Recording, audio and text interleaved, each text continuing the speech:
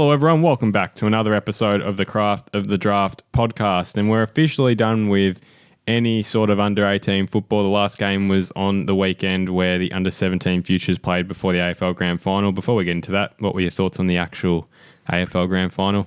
Yeah, Brisbane were just far too good, weren't they? They turned up and probably played their best game of the year on the day that Sydney played their worst game of the year. It was good to see 2023 draft cohort representative Logan Morris kick a couple of goals and have a say on the game. 19 games he's played this year, so a great start to his career. And Will Ashcroft, Norm Smith, were you back in that? Oh, I said before it got announced, I was like, surely Ashcroft's a good shout here. I think the romanticism of the story certainly helped him. I thought Lachie Neale was the best player on the day, but I thought that Ashcroft was certainly there or thereabouts. So, yeah, no issues with him winning it, and that's certainly a positive for Brisbane fans with his younger brother coming along the end of this year.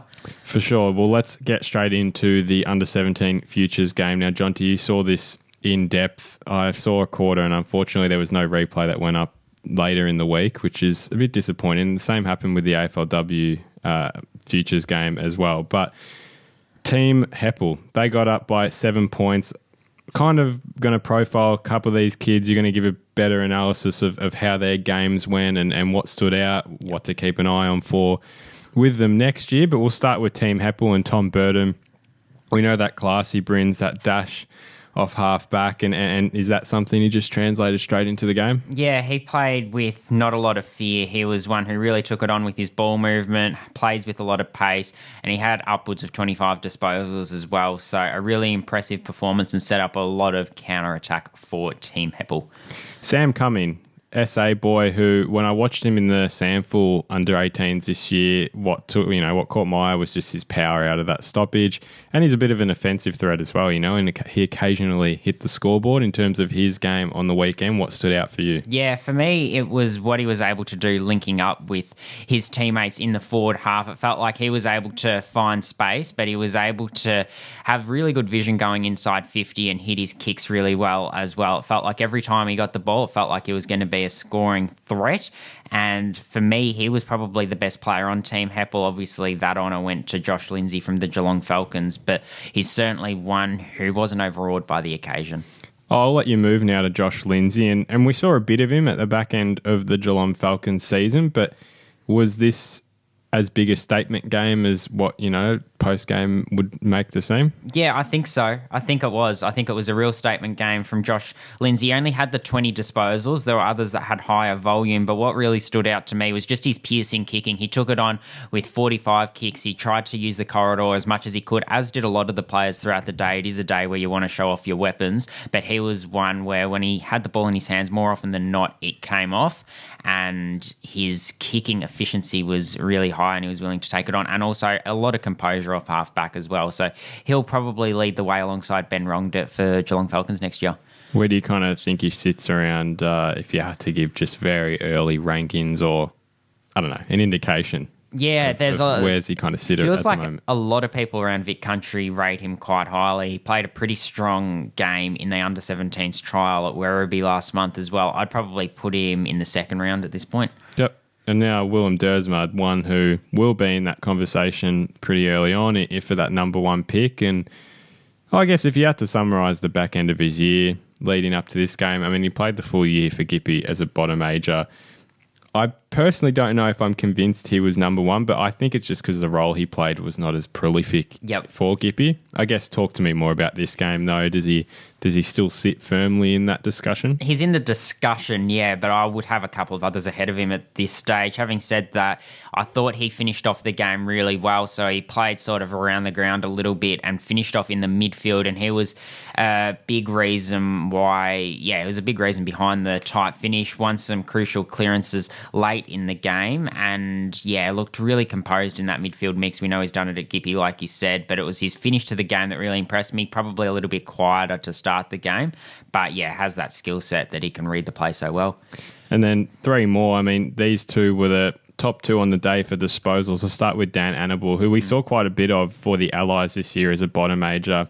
the Lions Academy member, and had a good day out with 27. His toughness is always at the fore of every stoppage, but what did he present on the day? Yeah, it was just that cleanliness, ability to read the ball off the ruck's hands, get first hands on it, and then release teammates. Probably sneaks up on you that he got that many disposals, but he certainly made it count by feeding his outside players and, smart stoppage craft. I mean, this Queensland side is stacked next year. It's going to be an interesting talking point. You have to think the Allies are going to be favourites for next year's 100%. They'll definitely be up there. Ollie Greaves, we saw him play quite a lot of the season for Eastern. He's got that raw power. He played a lot of his time up forward for the Rangers, but you were talking about his work rate that stood out on the weekend. Yeah, I think so. I think what's really impressive is players like that can often get away with just using their frame and using their size to bollock their way, win clearances, and then work rate isn't as important for those sorts of players, but he's got the size, he's got the power, he's got the speed, and he's able to use that at lots of stoppages because he gets to so many stoppages because of that work rate. So the fact that he can link up, get the uncontested footy, like you said, I think he had the 23 uncontested possessions, is really impressive. And then when he wins it in close as well, he's going inside to outside quite easily because of that power that he does possess. He played a really strong first quarter and a really strong last quarter. And the last one for Team Heppel was Noah Chamberlain, Swans Academy product, who we saw quite a bit of this year. He as well had a role for the Allies, but talk to me about his performance. Yeah, really composed, really smart, and I thought he made the right decisions on a day that there was high pressure. Team Sloan, now start with Zeke Hewland, who I reckon a lot of people saw this. This went on the AFL's socials, that goal from 75 metres out, which was incredible.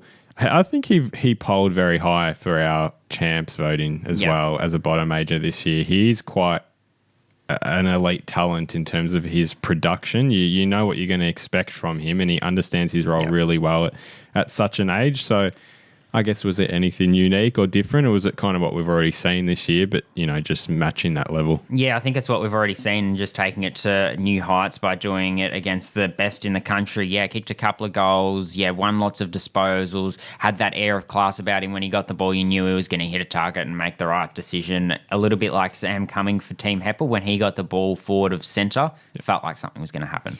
Bo Adensall's played a bit of footy in the Suns VFL team. Good ball winner. What stood out for you with him? Yeah, probably very similar to Dan Annable in a lot of ways. He's really good around stoppage, really clean, and is able to drive it out of there as well. Probably has a little bit more of that balance than maybe what Dan Annable has, where his game's a little bit more inside. But yeah, no, Bo Adensall, plenty of disposals, some clearances as well. And I thought that for a player who's played some Suns VFL this year and what his resume looks like, I think he's going to be one that will be at the top end next year. I'm looking forward to seeing how he develops. Jack Dalton, fresh off a Sandy premiership and kicks the first goal of the game, and pretty handy performance as well with 21 touches. He was equal third for leading possessions in the end for Team Sloan. I guess, what was his day like? Yeah, again, probably what we're used to seeing from him, an outside player who links up. He works really hard on the outside, on the wings, and he was able to get back in defensive 50, win some possessions there, but then also, like you said, got on the end of one and set up some goals as well. I thought it was a typical performance from him, and always brings class when he's got the foot in his hand. Almost makes time slow down to some degree. Sam Grillage is one who he's an interesting discussion, because I think I messaged you during the game. He has a lot of desirable traits. I think it's just a matter of putting it all together next year, adding some extra polish to his game, but he still performed quite well on the weekend. I thought he started the game better than anyone. There was a lot of nerves in that first quarter around fundamentals, probably weren't as strong. I think the first 7 or 8 scores of the game were all behinds or outs on the full, whereas he was one that when he did get those moments in the first quarter and throughout the game, really clean. He works harder than anyone at Oakley is the word, and he was able to hit the ball at pace and use that real dash off half-back, set up the game, and yeah, he's going to be one to watch next year. I'm really excited by what he brings, because he's got a really sound base to work off, and he's got some good weapons as well.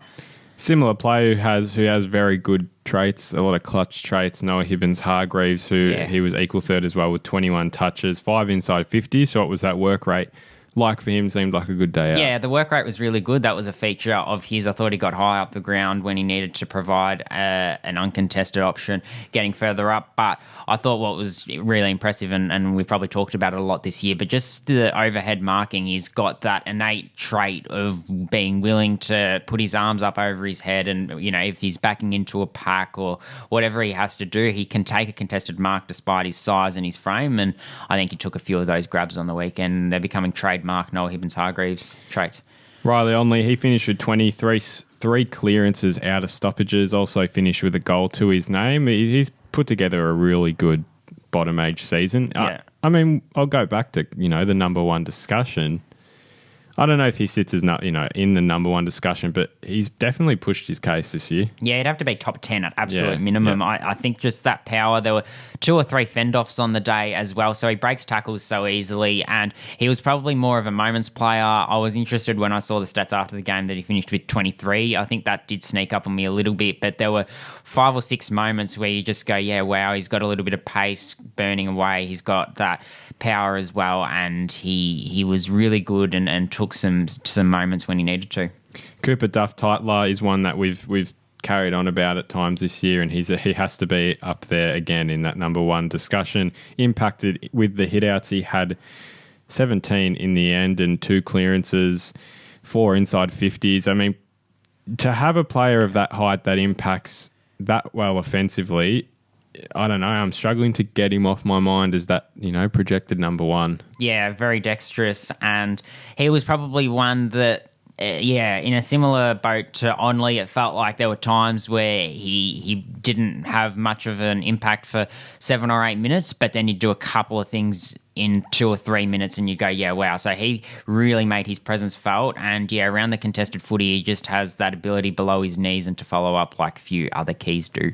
And then Liam Heatherton to finish, and I know you profiled him the other week, and good timing really, came into this game and kicked 3 goals. Yeah, it feels like he's one that in the back end of the year, there's not many that have been spoken about more because of how late he's come on and how quickly he's come on. But 3 goals, wouldn't have lost an aerial contest all day. It was a real presence for them. Inside 50, I think for me, he was the second best on for Team Sloan with those 3 goals. I think he had 3 goals, 1 and a couple of direct assists as well. So a really impressive performance, and to have done what he's done this year, I know I think I've said it before, but alongside Josh Murphy and the Whitlock twins who are marking forwards up at Murray, has been really impressive. And when he's the main man up there next year, I think it's going to be a scary proposition for opposition clubs to stop. Certainly will be, and that wraps up. Unless you want to give anyone else a quick... I think the only other one's probably Dylan Patterson. Really quick. He's from the Northern Academies as well, and his pressure on the day was probably better than anyone on a day where everyone was focused on what they were doing with the footy. What he did without the footy, I thought, was quite impressive. And Jack Ison did a couple of nice things from Oakley as well. Can I ask quickly about Dyson Sharp? Were you because he's definitely going to be up there in that number one pick discussion, and he had 7 clearances. I'll ask the question, what didn't make you talk about him right now? Yeah, it's a fair question. He's probably the next one that should have been talked about. He showed his penetrating kick at times, and I thought the moments he had, he really took. But and I know he finished with more touches than I realised, but it did feel like there were pockets of the game where he was really quiet, wasn't able to make his impact felt. But I think a lot of his impact came in a really concentrated period, and either side of that, it was a little bit quieter, but still had some really good moments, and sets a high benchmark for himself. So maybe we expect a little bit too much at times, like you said, in that number one pick discussion. All right, well, let's get into the draft combine preview, and this is this weekend from the 4th to the 6th of October. On the Friday, they're going to do their 2Ks. This is the boys and the girls doing it at the same time this year, which is great. And on the Saturday or Sunday, pretty sure it's the Sunday, they'll be doing all their usual fitness testing along with all their club interviews. But we're going to go through the boys and the girls, just kind of discuss who needs to test well and who may need to show just that extra element of their athleticism and things like that. I'll let you kick us off. You'll go through a few more of the Vic players. We'll have a discussion and I'll touch on some interstate players. We'll start with the boys first. Yeah, okay. I'll start with Noel Mraz. He's going to be testing at the Combine, and I'm really interested to see how he goes. He's put on 9 kilos of muscle since he got injured earlier in the year, and athleticism's always been a trait of his. He wasn't able to show it this year because of his injury, he was playing through a navicular foot injury, which has then sidelined him for the rest of the year. But I'm really curious to see how he does test, if he still has that athleticism. Obviously, it's going to be hard for him coming off absolutely no footy, but he's had a little bit of time to lead up to it. So hopefully his vertical jump is quite sound, because that's probably what put him on the map last year, or certainly helped put his name on the map. So really curious to see how he goes. He's dealt with the injury really well and overcome the adversity quite well from all reports. So hopefully he can finish the year on something of a high on what's been mostly a disappointing campaign. One I might ask about is Gab Stumpf, who we had this discussion. He's kind of at this weird point of the year where he's put together good football. The question is, does it translate? Did he do it enough? Does a day like Sunday offer him another opportunity to show something unique? I think what he's got, when I was thinking of him compared to someone like a Tom Sims, who happens to be his teammate, is he's a little bit more athletic. I feel like his vertical would test better than what Tom Sims would. So I think him, Jobe Shanahan, and Alex Taru, as well as the Whitlock twins, all of them, I'm really curious to see how their vertical jump stacks up against each other, how high they can get. So he's one that I'm curious to see how he goes. I'm interested to see if any of the Whitlocks have grown, because I'm assuming they're going to measure their height again. Silly question, but does that actually make a difference? If a player comes away from this 3 centimetres taller than pre-season testing, because they don't update that data throughout the year. So does that all of a sudden... And that's probably the one thing on the day that no one talks about in terms of coming into the day. Everyone's like, I need to test well on my 20 metre. I need to test well on my agility. But if you've grown, that is almost just as big a component. Obviously, it's out of your control as testing well. Some others that I'm looking forward to seeing. Cody Anderson has that deceptive speed. He's probably fallen out of sight and maybe out of mind touch from an external point of view recently, but he'll hopefully show that speed. I think he surprised a lot of people with it in pre-season. Floyd Burmeister and Archer Day Wicks both base their games, very different games, but both have athleticism as a cornerstone of their game, so I think they'll want to test well as well. I think a lot of the interstate boys as well will try and make a impact whilst they're there, and there'll definitely be competition, but I look to the likes of some WA kids like Jackson Artemis, who if he's invited, he's clearly got some desirable traits. I look at that running, how can he showcase that and prove he's that extra touch above, the Vic boys from an SA perspective, and Angus Clark, what's he got in store? How can he kind of separate himself compared to those Vic boys? So I'm interested to see how those type of players test and what the actual, general vibe of the day is like, just being there. And I guess seeing how competitive it really is, because I do think there's a lot more to it than it would really seem. Especially maybe not the top 20, but that bottom 40. Yeah, it can certainly help. I thought some state combine invites I just want to quickly run through. Ollie Hannaford is someone that always tests well, seems to do everything well with the 1%ers. So, I think his speed is very deceptive and will surprise a lot of people. He's run it in a 2.9 in preseason, I think, the 20 metre, so he'll be one to watch. Blake Lydler has the state-level athletics background, and he's sort of right on the cusp whether he gets picked or not, so he'll want to show that athletic base that he's got. Riak Andrews obviously got the athleticism in the backline for Dandenong. I think that vertical leap and agility will come through with him. Jet Haida looks like he's going to test, so that's really positive. A pacey midfielder from Sandy. And Sam Toner missed the back end for Dandenong, and I think it's really important he tests well, because clubs don't have a lot of data on him. They don't have a lot of vision to go off, because he's only played the few games with Dandenong, obviously played for Narre Warren as well, and impressed there in their seniors to start the year. But he's been training for a few weeks, so hopefully he can test well for his sake and really keep his name thereabouts in draft conversations. Excited to see how someone like Asher Eastham tests as well, because I feel like he's one of those who just kind of sits under that pack, but he's got as much potential as the rest. We'll move now on to the girls' draft combine. And actually, before we kind of move in, one more question with the boys. Was there anyone that surprised you who didn't get an invite, or one that, might have got a state that should have got national? Was there anyone? Oh, there's no... Off the top of your head, if there's no one, there's no one. But there's no doubt that I've been really high on Luca Grego all year, and I was surprised he was only state and not national, so that's the one that comes straight to mind. I think someone... And Ollie Hannaford as well. Yeah. His form probably started after the invites were So announced. I wouldn't... I guess that's against him. Should mention Sam Davidson, Richmond VFL. He's going to be that older one with a bunch of younger kids, but exciting to see that he's got that opportunity as well. Okay. Girls on Sunday as well. And it's an interesting list. I think I was more surprised with some that got state that didn't get national. I look at a Jazz Sowden, a Gemma Reynolds, a Kayla Dalgleish as well, who arguably had better seasons than a few in this national list. I think that what we're seeing, the pattern with the girls at the moment, is real athletes. Yeah. So that's where I look at this national list, and I think, okay, there's probably a few better athletes there. If I had to pick a few that I think need to test well from the national side, Georgia Knight, I think, needs to prove her running capacity can stack up, especially the aerobic side. Can she prove that? Lexi Gregor, we saw bits and pieces of. I just would like to see how well she tests, especially from not so much a running side, but that vertical, that ability to crash packs, that type of testing. So those are two off the bat for me. Yeah, for me, I've got three. Grace Bubba, I think this is her time to shine.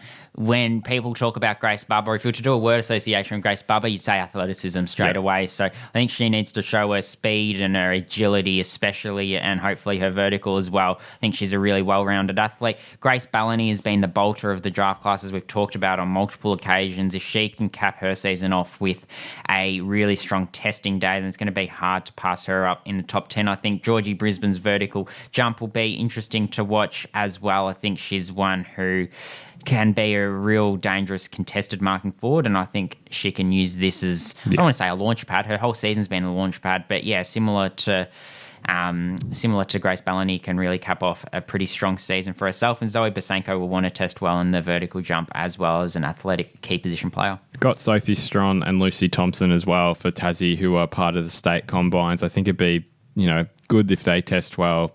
Especially both missed a bit of footy during the back end of the year, so testing well for them. You've got likes of Mika Morrissey, who's in that state combine. Yeah, I was surprised she was only very nifty footballers. I mean, she'll smack them in terms of aerobic. The 2Ks and do they do the beep test? Is that No. It's not the beep test. What's 2K? They don't do the yo-yo. The one yo-yo. No. They don't do that because that's a player I'd look towards in that type of testing.